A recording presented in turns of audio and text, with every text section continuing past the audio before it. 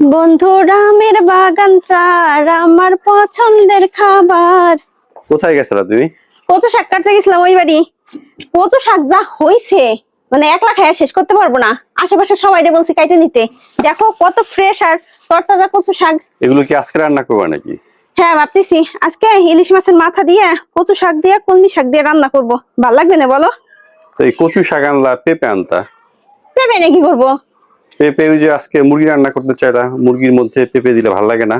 ওহো, আমি তো একদম ভুলে গেছি। তা তুমি আমার বলবা না? আমি কষ্ট করে রোদের মধ্যে গেছি এন্টি কাটার নিয়ে কচু শাক কাটতে, পেঁপে কাটে নিয়ে আসতে আমি পারতাম তোমাকে না? কালকে বলছিলাম যে পেঁপে নিয়ে এসো, মুরগিতে রান্না করা যাবে। আমি তো ভাবছি গাছের পেঁপে পাকাই খাবো।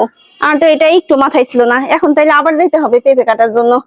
মুরগি দিয়ে সময় পেলে নিয়ে আসো। না, এখনই যাই, পরে আর সময় হবার না। মুরগি দিয়ে কিন্তু পেঁপে খুব ভালো লাগে বলো? হ্যাঁ আচ্ছা, তাইলে তুমি প্রমিথিউস একটু দেখে রাখো, আমি গেলাম পেঁপে কেটে নিয়ে আসি। কিছু সময় আগে কচু কেটে নিয়ে গেছি। আমার বর বলে নাই পেঁপে কাটার কথা, আসলে ওরও হয়তো খেয়াল নাই আর আমার ওইটা মনে ছিল না। এখন আবার ওই বাড়িতে যাইতেছি, এই যে পলিথিন আর এন্টি কাটার নিয়ে চলে আসলাম। এখন দু একটা পেঁপে কেটে নিয়ে যাব। এইটা হচ্ছে আমাদের এই বাড়িতে আসার রাস্তা। কিছুদিন আগে কিন্তু এই যে এই জমিতে আমরা বালি ফেলছি, এই যে বেড়া দিছি। আর ওই যে দূরে দেখা যায় আমাদের পেঁপে গাছ, অনেক পেঁপে হয়েছে কিন্তু। এদিকে দেখো উস্তার জানলা দিছিলাম, উস্তা একটাও হয় নাই। কালকে দেখি কি একটা ফুল আইছে আর এই ফুলের সঙ্গে ছোট্ট একটা করল্লা উস্তার জালি পড়ছে। এইখানে দেখো আমার কচু গাছের বাম্পার ফলন। এইখান থেকে আমি কিছুক্ষণ আগে কচু কেটে নিয়ে গেছি। একবার লাগাইছি এখানে কচু, 2 বছর ধরে এখান থেকে কচু খাইতেছি। কচু শাক কিন্তু আমার বাজার থেকে আর কিনা লাগতেছে না, আমি নিজে খাই। আর আশেপাশে এখানে কিন্তু অনেক প্রতিবেশী আছে। দেখো এই বাড়িতে কত ঘর, এইখানকার সব মানুষ কিন্তু কচু শাক কেনে না, আমার এইখান থেকে নিয়ে খাই। কি রাফসান, ওইটা কি বানাইছো?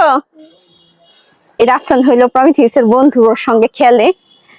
প্রমিথিউস আসার সঙ্গে সঙ্গে ওরা পাগল হয়ে যায়, বলে কি প্রমিথিউস আসছে, প্রমিথিউস আসছে। ওরে বাপ রে, প্রচন্ড রোদ, আমি রোদে তাকাইতে পারতেছি না। কি অবস্থা চারপাশ, কয়েকদিন না আসলেই না পুরা জঙ্গল হয়ে যায়। ওহ দেখো পেঁপে গাছের কাছে দাঁড়াইতে যাই গুতা খাইছি, ডাটি গুলা একদম পাইকে গেছে।